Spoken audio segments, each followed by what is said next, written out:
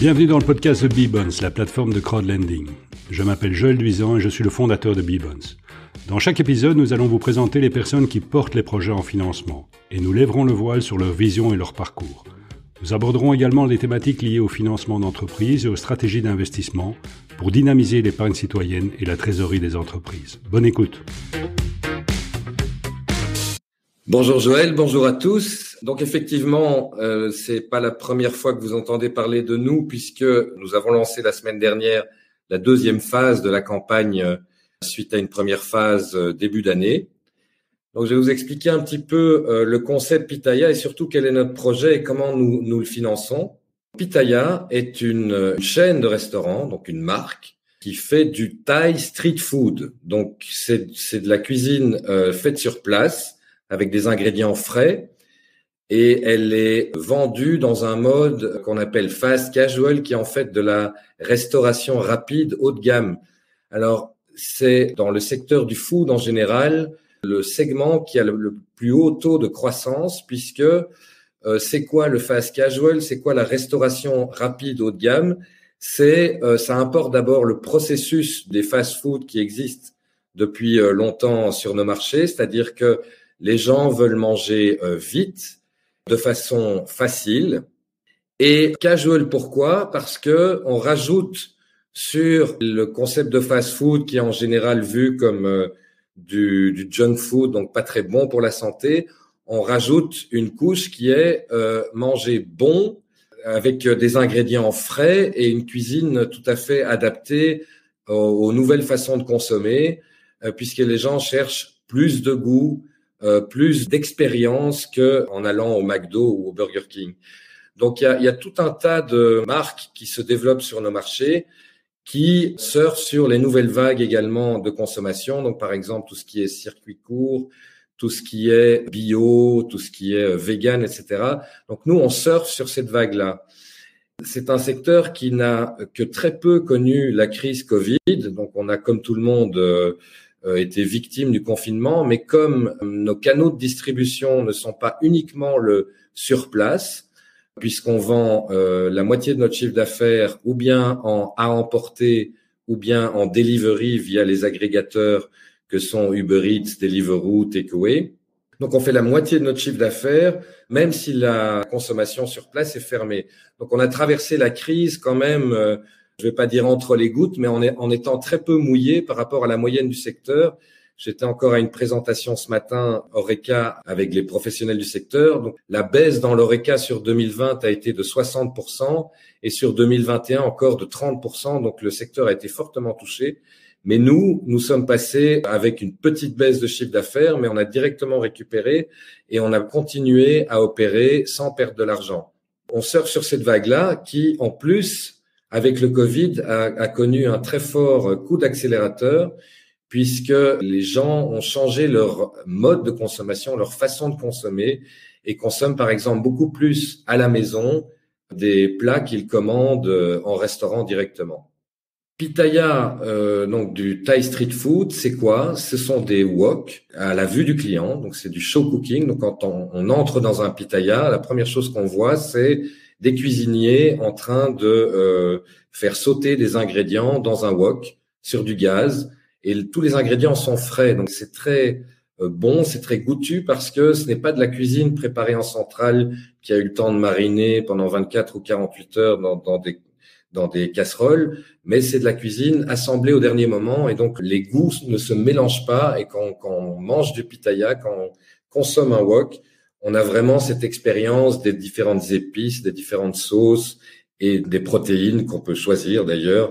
C'est à base de poulet, à base de bœuf, à base de crevettes par exemple ou de tofu. On a aussi une partie de la carte qui est végétarienne. Donc ça plaît beaucoup aux clients. Pitaya en France, c'est 125 restaurants déjà et c'est un concept qui est en train de s'internationaliser. On a signé la master franchise pour le Benelux, où on s'est engagé à ouvrir 70 restaurants sur 3 pays, donc 30 en Belgique, 35 en Hollande et 5 au Luxembourg, sur les 7 années qui viennent. On a une obligation d'en ouvrir un tiers en propre, c'est-à-dire que nous ouvrons nos propres restaurants, mais nous avons également des franchisés qui ouvrent des pitayas et que nous aidons à ouvrir et à opérer.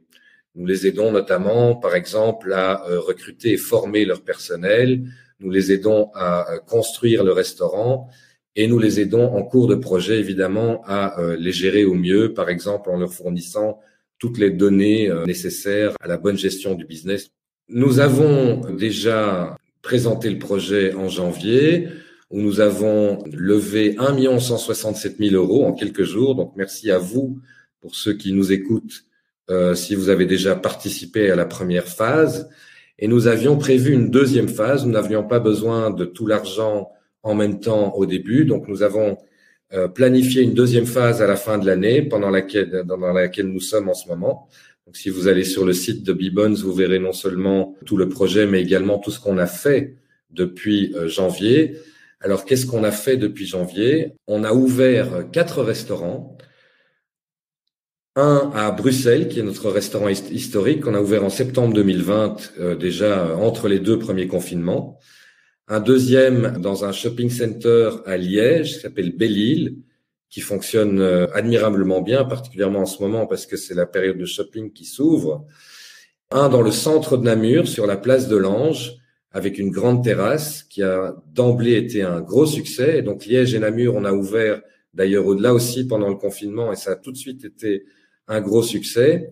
Et puis finalement, on vient d'ouvrir un restaurant dans le centre d'Anvers, à l'endroit piéton le plus fréquenté de Belgique. Donc c'est pour ceux qui connaissent au bout de Keizersleeuw, à la sortie de la gare, où les gens se rendent en ville et notamment sur le Mer, qui est la grande artère commerçante de la ville, en passant devant notre restaurant, au pied d'une magnifique tour qui vient d'être rénovée, qui s'appelle Antwerp Tower, qui a un petit côté Times Square d'ailleurs, parce que elle est visible de loin, elle est très fréquentée au niveau piéton, et il va y avoir des grandes enseignes lumineuses au-dessus de nos restos, donc c'est un très très bel endroit où on voulait absolument être présent pour faire connaître la marque Pitaya.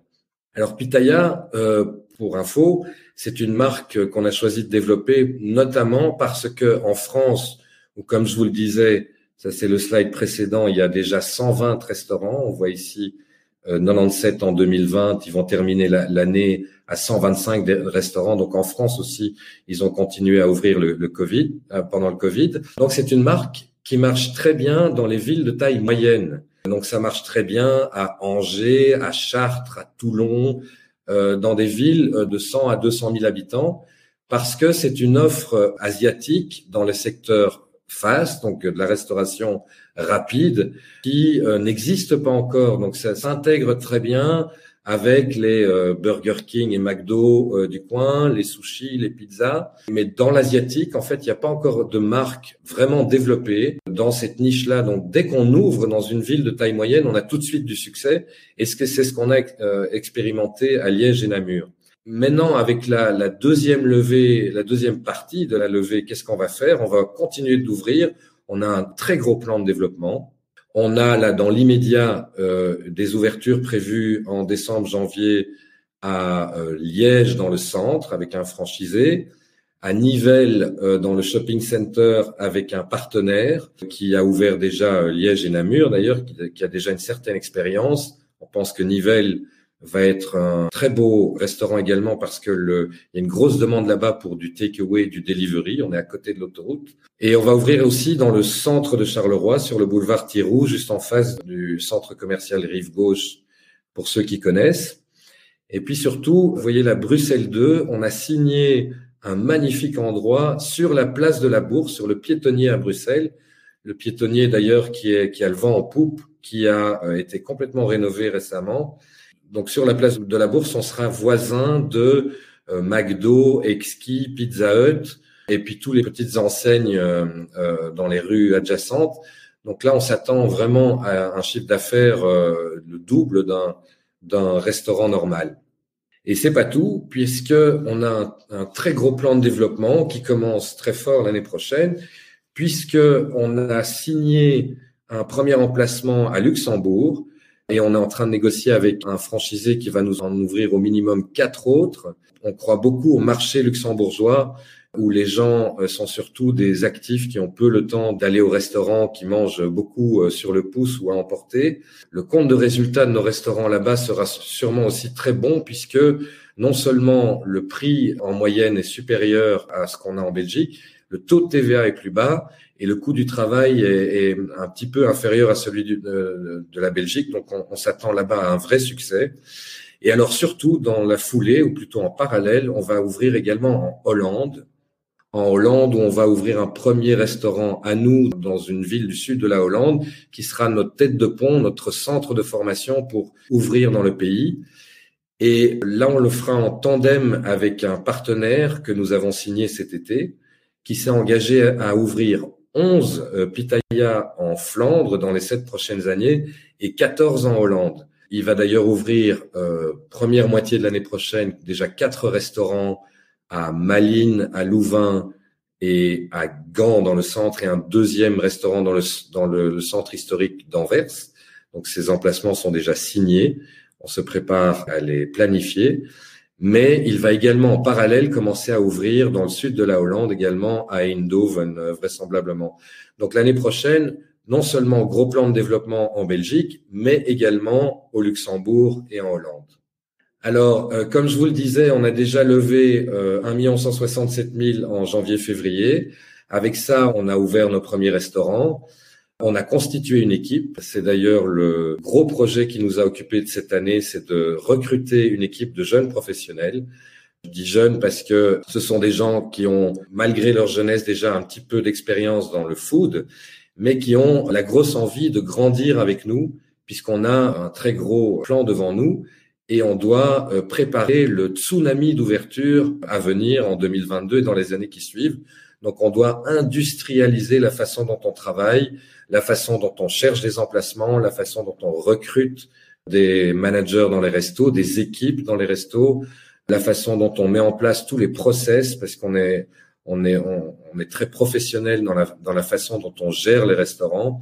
On a besoin de reproduire exactement la même façon de faire avec exactement les mêmes ingrédients pour faire exactement les mêmes recettes pour que un client qui vient manger à Bruxelles ou à Amsterdam ait le même pad thai à son palais.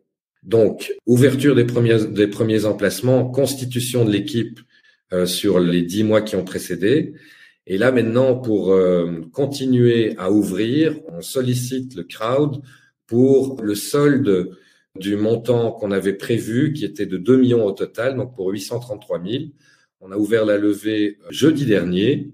Et les conditions sont toujours les mêmes. Les conditions sont 8% d'intérêt annuel, payé annuellement. Le premier coupon sera payé le 27 janvier et d'une durée de 4 ans. Donc, les investisseurs sont remboursés le 27 janvier 2025, si je compte bien. Quelques renseignements sur nos restaurants eux-mêmes. Donc, un restaurant à la grosse louche, c'est 1 100 000 de chiffre d'affaires. C'est 450 000 d'investissement et c'est un EBITDA, donc un profit après paiement des royalties et du marketing, puisqu'on paye à la marque pour pouvoir l'utiliser et importer tout le concept des royalties, mais donc un EBITDA de 15%, c'est-à-dire que on a un beau cash flow qui est dans la moyenne du secteur, qui est d'ailleurs une des raisons pour lesquelles on attire beaucoup de candidats franchisés, puisqu'un franchisé ayant un restaurant peut, après avoir payé tout le monde, se payer lui-même et payer le remboursement de son emprunt à la banque. Alors, au niveau du business plan, donc du plan d'ouverture, on a un petit retard de 3 à 6 mois dû au Covid. Donc, au lieu de se presser d'avoir ouvert en 2021, on fait les choses de façon plus posée. Le plan d'ouverture sera d'ailleurs rattrapé l'année prochaine puisqu'on a un énorme pipeline d'emplacement. Donc, on sera fin 2022 à l'objectif du business plan et à l'objectif que nous fixe le franchiseur, puisqu'on s'est engagé vis-à-vis de lui à un certain nombre d'ouvertures à la fin de chaque année. Et alors, par rapport au chiffre d'affaires et au profit, donc au chiffre d'affaires, on a depuis la réouverture sur place, donc des salles à l'intérieur, on a un chiffre d'affaires qui correspond à notre plan, donc sur les 3 derniers mois. et l'EBITDA qui suit notre plan. Donc, on a fait juillet, août, septembre, octobre au niveau de notre business plan. Donc, je vois la question de Luc qui me demandait par rapport à mon business plan où en suis-je. Donc, un petit peu de retard sur les ouvertures, mais pas sur les chiffres et rattrapage 2022. Notamment avec notre gros franchisé en Flandre. Question de Angelino. Alors, part des ventes directes, click and collect et livraison directe. Très bonne question, puisque c'est au cœur du concept Pitaya, c'est que en France, la moyenne du réseau, c'est 50% en vente directe, donc consommation sur place, 25% en click and collect et 25% en delivery. En Belgique, c'est très variable d'un resto à l'autre, puisque ça dépend du type d'emplacement sur lequel on est. Par exemple, en centre-ville, on a beaucoup de livraisons via Uber Eats, Deliveroo et Takeaway. On est à entre 20 et 25%. Dans notre shopping center, on est un peu moins, à 15%. Puis ça dépend aussi des heures d'ouverture. Par exemple, dans le shopping, on ferme à 20 heures, puisque le shopping lui-même ferme à 20 heures. On n'a pas les clients en delivery du soir. En click and collect, évidemment, on dépasse les 30%. Enfin, on était largement au-dessus des 30% jusqu'à la réouverture du surplace. Alors, il y a plusieurs façons de faire du click and collect.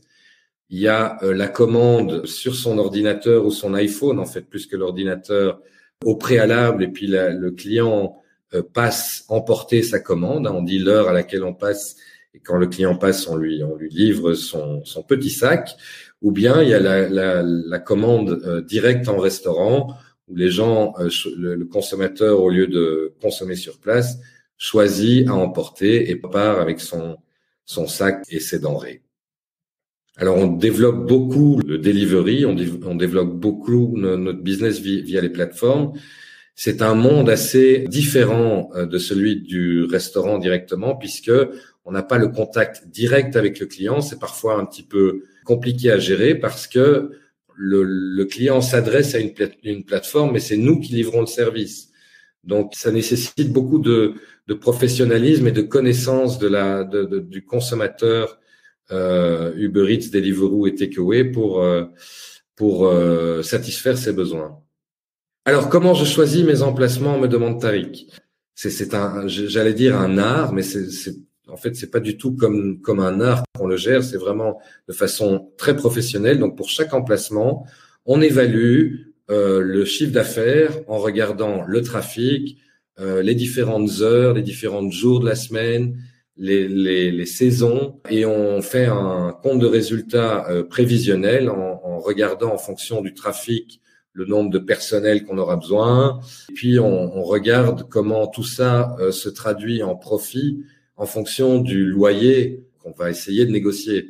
Alors là, j'en profite pour dire que c'est un super moment pour nous pour trouver des emplacements parce que le marché est très porteur pour les locataires, puisqu'il y a pas mal dans le retail en général, de concepts et de marques qui font faillite ou qui ferment des emplacements physiques pour aller vers le online, et le food qui se développe très fort. Donc c'est le seul secteur dans le retail en général qui a des taux de croissance positifs, vient manger des emplacements qui avant n'étaient pas food. On a des emplacements de très très bonne qualité pour lesquels on fait des offres parfois 30, 40, 50% en dessous des prix du locataire précédent, et on arrive souvent même à faire des deals de très très bons pour nous avec des loyers vraiment bas. Donc c'est pour nous un très bon moment pour rentrer sur le marché. Alors je vois encore une question, pourquoi pas faire de la livraison en direct? C'est aussi une très bonne question. La livraison, c'est un métier à part. C'est un métier qui nécessite une gestion en soi, puisqu'il faut acheter toute une flotte de 2 roues ou de 4 roues. Il y a des acteurs en Belgique qui le font, comme Thai Café, comme Sushi Shop, depuis des années, d'ailleurs depuis bien avant Uber Eats ou Deliveroo.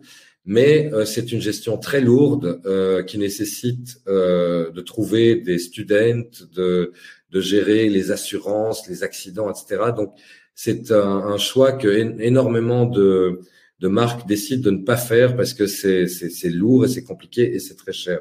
Donc, on outsource en fait à des gens dont c'est le métier.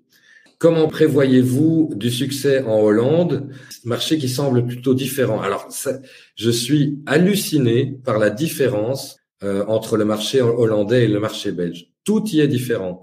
Les consommateurs, les goûts des consommateurs, les prix, les façons de consommer, les heures de consommation, les endroits où ça marche.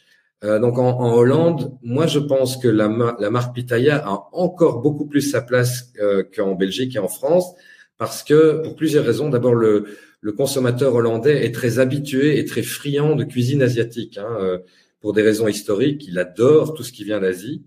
Et puis dans le segment de marché dans lequel on est, qui est des tickets moyens entre 11 et 13 euros, disons, il y a peu de chaînes et peu de concurrence. Il y a beaucoup dans la zone d'en dessous, donc des prix entre 4 et 8 euros, des sandwichs, des toasties, comme disent les Hollandais, des lunchs à pas cher.